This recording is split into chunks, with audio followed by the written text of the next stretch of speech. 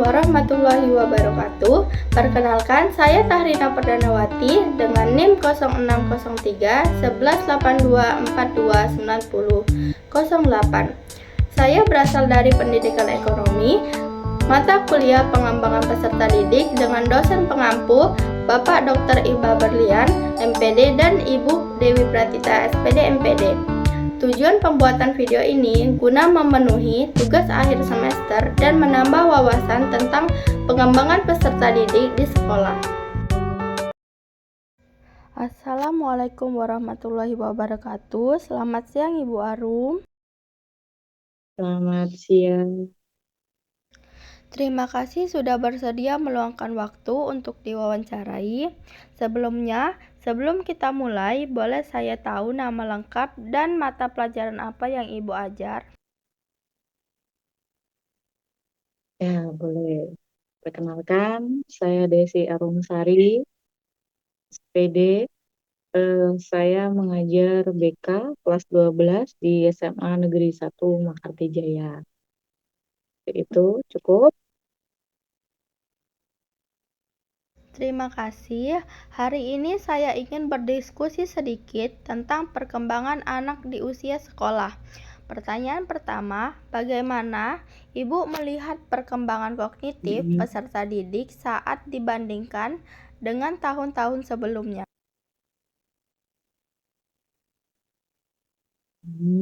Ya, jadi pandangan saya sebagai guru BK nih ya, saya melihat bahwa perkembangan kognitif siswa saat ini itu dipengaruhi besar oleh kemajuan teknologi. Ya, mereka lebih cepat menyerap informasi, tapi seringkali hanya di permukaan, ya kan? Saya melihat adanya kecenderungan menurun daya konsentrasinya dan kemampuan memecahkan masalahnya secara mendalam dibandingkan dengan tahun-tahun sebelumnya.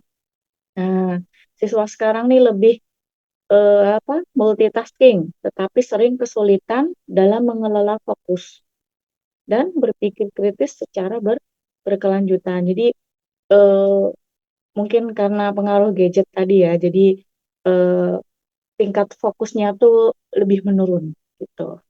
Itu pandangan saya sebagai guru BK.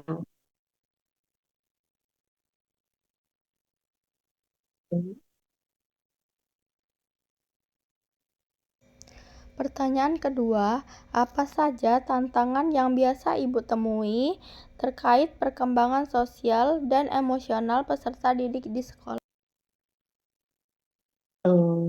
Tantangan terbesar PSE ya, perkembangan sosial emosional di peserta didik itu adalah dalam berinteraksi sosial, ya.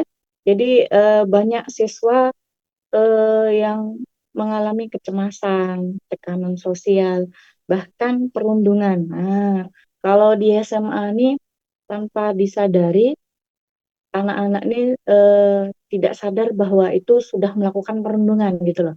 Jadi misalkan dengan memanggil nama orang tua gitu kan, itu salah satu bentuk perundungan. Nah, jadi eh, siswa yang dirundung tadi merasa kepercayaan dirinya itu sulit gitu loh, nggak punya keberanian diri gitu. Jadi di lingkungan sekolah. Jadi eh, untuk saat ini eh, perkembangan sosial emosional siswa di SMA yang Ibu ajarkan kurang lebih seperti itu. Ya, ada lagi? Menurut Ibu, bagaimana peran guru dalam membentuk perkembangan moral siswa di lingkungan sekolah? Ya, guru ya, terutama di guru BK nih memiliki peran strategis dalam membentuk karakter dan moral siswa. Kami membantu siswa merefleksikan nilai-nilai yang mereka anut, memahami konsentrasi dari setiap tindakan, dan mengembangkan empati serta tanggung jawab. Nah, melalui konseling individu dan kelompok, kami mendampingi siswa membuat keputusan moral yang tepat, serta membangun kesadaran diri dan nilai integritas. Seperti itu. Selanjutnya, Strategi apa yang Ibu terapkan dalam menghadapi siswa dengan hambatan perkembangan tertentu? Ya, kalau dalam BK biasanya kami melakukan asesmen dulu. Asesmen, kemudian observasi, nah baru memberikan pendekatan-pendekatan yang sesuai dengan apa yang mereka butuhkan, seperti konseling individual, penguatan positif, atau rujukan ke profesional lain. Misalkan nih, kalau siswa sering mengeluh tentang sakit perut, mungkin kita bekerja sama dengan pihak puskesmas, atau siswa memiliki tekanan-tekanan gitu kan dari rumah, mungkin kita bisa eh, konseling home visit gitu kan dengan orang tuanya, kita membicarakan hal-hal yang seperti itu. Jadi bagi kami penting menciptakan lingkungan yang aman dan suportif agar siswa tidak merasa dikucilkan. Itu yang kami terapkan di sekolah kami. Seperti itu. Ada lagi, Tah Rina? Pertanyaan terakhir, bagaimana keterlibatan orang tua dapat membantu dalam proses perkembangan anak di rumah dan di sekolah? Mhm. Nah, keterlibatan orang tua itu sangat penting ya dalam membentuk kestabilan emosi dan perkembangan karakter siswa.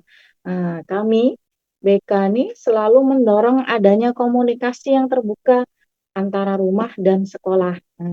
Saat orang tua mendampingi anak dengan penuh empati dan konsisten, menerapkan nilai-nilai positif di rumah, maka perkembangan akademik maupun sosial emosional siswa di sekolah menjadi jauh lebih baik.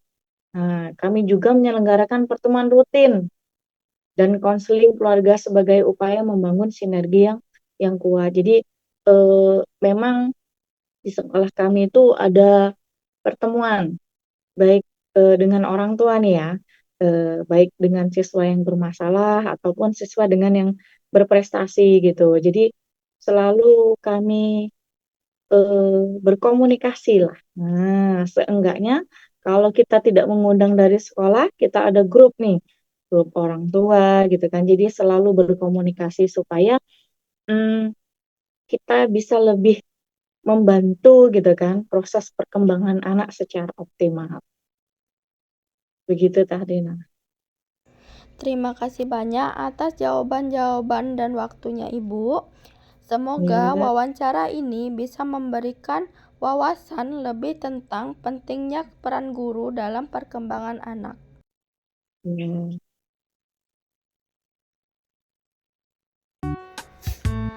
Wawancara ini menunjukkan bahwa guru BK memegang peran penting dalam mendampingi perkembangan siswa secara menyeluruh, terutama di tengah tantangan zaman seperti sekarang.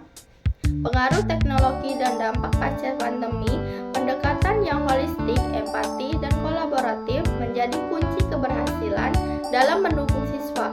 Kami berharap wawasan ini dapat menjadi inspirasi dalam meningkatkan layanan bimbingan konseling di sekolah.